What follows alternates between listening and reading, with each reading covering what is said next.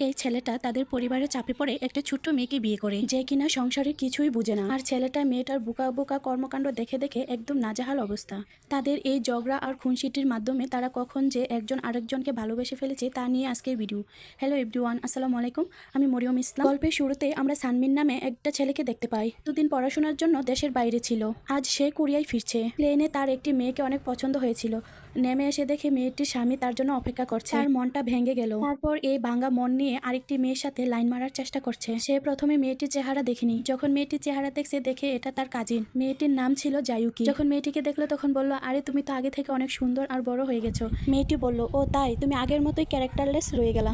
এরপর তারা দুইজন বাসে উঠে। বাসে উঠার পর সানবিন জায়ুকিকে বলে, তুমি এখানে কিভাবে? তখন জায়ুকি বলে, আজকে স্কুল বন্ধ থাকার কারণে দাদু তোমাকে রিসিভ করার জন্য আমাকে পাঠিয়েছে। কিছুক্ষণ পর তারা পৌঁছে যায়। তার পরিবারের সবাই সানমিনকে দেখে সবাই খুশি হয়ে যায়। তার কিছুক্ষণ পর সানমিন জায়ুকির দাদার সাথে দেখা করতে যায়। আসলে সানমিনের দাদা আর জায়ুকির দাদা বন্ধু ছিল। তারা ছোট থেকে পরিকল্পনা করে রেখেছিল যে তাদের ছেলে মেয়ে হলে একে অপরের সাথে বিয়ে দেবে, কিন্তু তাদের দুজনেরই ছেলে সন্তান হয়, তার জন্য তাদের মনের আশাটা আর পূরণ হয়। তাই জায়ুকির দাদা সিদ্ধান্ত নিল তাদের বিয়ে দেবে, দিয়ে তাদের আগের আশাটা পূরণ করে নিবে।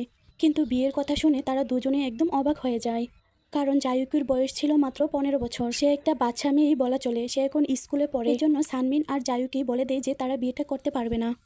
যাই হোক, সানমিন চলে যায় তার পুরনো বন্ধুদের সাথে দেখা করতে, আর জায়ুকি স্কুলে চলে যায়। স্কুলে যাওয়ার পর জায়ুকির দাদা তার প্রিন্সিপাল স্যারকে কল দিয়ে সবকিছু খুলে বলে। জায়ুকির দাদা আর প্রিন্সিপাল স্যার ছিল খুবই ভালো বন্ধু। আর অন্যদিকে সানমিন আর সানমিনের মা বসে মুভি দেখছে। তার বাবা অফিস থেকে আসছে, এটা তারা খেয়ালই করেনি। তার বাবা পিছনে গিয়ে একদম গাড়িগুলোকে ভাঙচুর করছে। এটা দেখে সানমিন বুঝে ফেলছে যে বিয়ে না করে তার কোনো উপায় নেই। স্কুলে জায়ুকির খুবই পছন্দের একটা ছেলে ছিল। ছেলেটি যখন মাঠে খেলাধুলা করছে তখন জায়ুকি ছেলেটির দিকে তাকিয়েছিল। এমন সময় হঠাৎ দেখে তার সামনে সানমিন দাঁড়িয়ে রইল। দেখে জায়ুকির প্রচন্ড রাগ হলো। সানমিন জিজ্ঞেস করলো, চলো আমরা কিছু খেয়ে আসি। এমন সময় বাড়ি থেকে কল আসছে তার দাদা অনেক অসুস্থ। তার দাদা কোনো অসুস্থ ছিল না, এটা দেখেই বোঝা যাচ্ছে যে তার দাদা তার সাথে অভিনয় করছে। অভিনয়ের জন্য দাদা সেরা রে। সানমিন আর জায়ুকি যখন দৌড়ে হসপিটালে আসে তখন তার দাদা সানমিনের দাদার ছবি দেখিয়ে দেখিয়ে অনেক ইমোশনাল কথা বলে। তারপর উনি চোখ বন্ধ করে মারা গেছে এমন একটা ভাব ধরে। তারপর জায়ুকি কান্না করতে করতে বলে, দাদাভাই তুমি যেও না, আমাকে ছেড়ে যেও না, তুমি যেভাবে বলবা আমি সেইভাবেই রাজি, আমি বিয়ে করতে রাজি। দাদু উঠো উঠো দাদু, আমি বিয়ে করতে রাজি। এই কথা শুনে সানবিন তো একদম অবাক হয়ে জায়ুকির দিকে তাকিয়ে রইল। তো বিয়েতে রাজি হওয়ার কারণে জায়ুকির ভাই জ্যাক তার সাথে মজা করতে থাকে। তখন সে মন খারাপ করে তার মাকে বলে, বিয়ে হয়ে গেলে আমার স্কুলের কি হবে?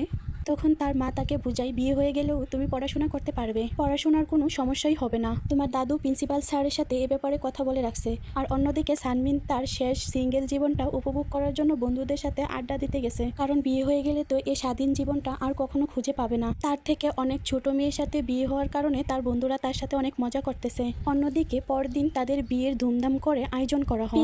জায়ুকিকে খুব সুন্দর করে বউ সাজানো হয়, সুন্দর ও মিষ্টি লাগতেছে। অন্যদিকে তার বিয়ের ব্যাপারটা যেন কেউ না জানে, তাই শুধু জায়ুকি তার একটা বন্ধুকে দাওয়াত করে। তার দাদা যে তার সাথে অভিনয় করেছে এটা জায়ুকি ঠিকভাবে বুঝে গেছে। তারপরও বিয়ের সবকিছু মেনেই বিয়েটা করছে। বিয়ের অনুষ্ঠান কমপ্লিট হওয়ার পর সবাই মিলে তাদেরকে হানিমুনে পাঠাবে একটা সিদ্ধান্ত নিল।